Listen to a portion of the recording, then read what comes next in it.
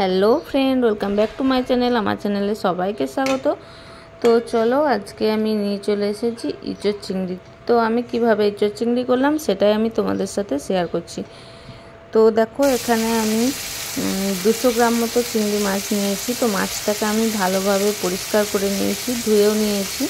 तो नुन हलुद मेखे रेखेছিলাম। तो चलो এখন আমি ভেজে নিচ্ছি। তো মাছটা আমি বাছার ভিডিওগুলো করতে পারিনি। তো देखो एदिके इचोरटाও सेদ্ধ करे निलाम प्रेसारे आमी आगे, और एदिके चिंगड़ी माछटाও भेजे निलाम। तो माछटा देखो आमी एरकम भावे लाल लाल करे भेजे निয়েছি। माछटा बेश मोटा मोटाई छिलो, किछु तार मध्य छोटो छिलो। तो ओर मध्य आमी पेঁয়াজ कुचि এখন দিয়ে দিলাম। তেলটা গরম হয়ে গেছে, তেলের মধ্যে আমি পেঁয়াজ কুচিটা দিয়ে দিলাম। তো ওখানে পেঁয়াজ আমি কুচি করে রেখেছিলাম, আর মশলাটাও আমি করে নিয়েছি আদা রসুন বাটা। তো এখন একটু পেঁয়াজটা ব্রাউন কালার করে ভেজে নেব। तो भाजा हो गए एबार आमी अर्धेक टमेटो दिए दिलाम, और एकटू जिरेटा फोड़न दिएछिलाम सादा गोटा जिरे।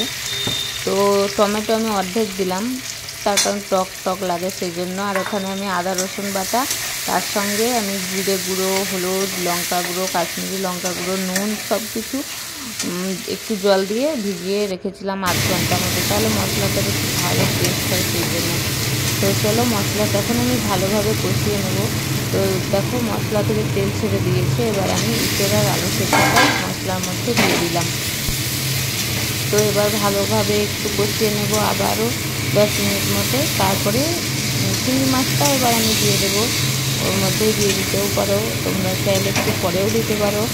তো এবার আমি মাছটাকে দিয়ে দেবো। তো আবার একটু কষিয়ে নেব ভালোভাবে। तो যত কষে রান্না করলে তত মানে তরকারির টেস্ট বেশি হয়। তো দেখো রংটা খুব সুন্দর হয়েছে। তো চলো অনেকক্ষণ ধরে কষে নিয়েছি, এবার একটু জল দিয়ে দিই। তো চলো এবার জল দিয়েছি আমি। তো গরম মশলাটা আমি এখানে ব্যবহার করিনি। ইচোর চিংড়ি, পটল চিংড়ি এগুলোতে গরম মশলা না হলে ভালো লাগে না। তো আমি দিইনি, তার কারণ আমার শাশুড়ি মা গরম মশলা খেতে ভালোবাসে না, সেই জন্য আমি দিইনি। তো গরম মশলাটা আমি পরে আমার শাশুড়ি মায়ের জন্য তুলে রেখেছি, তারপরে আমি গুঁড়ো গরম মশলা অ্যাড করেছি। তো ওখানে মানে ইচোর চিংড়ি, পটল চিংড়ি এগুলোতে গোটা গরম মশলা হলে বেশি স্বাদ হয় তরকারিটা। তো যাই হোক, তোমাদেরকে তো কারণটা বললাম, তার জন্য আমাকে শেষে দিতে হয়েছে। তো আগে তুলে নিয়েছি তারপরে। তো চলো তোমাদের কেমন লেগেছে ভিডিওটা আমাকে জানিয়ে দিও। তো দেখো আমার ইচোর চিংড়ি রেডি। তো তোমাদের কেমন লেগেছে আমার রান্না তো তোমরা কমেন্টে আমাকে জানিয়ে দিও, আর আমার চ্যানেলটা সবাই তোমরা একটা করে সাবস্ক্রাইব করে দিও।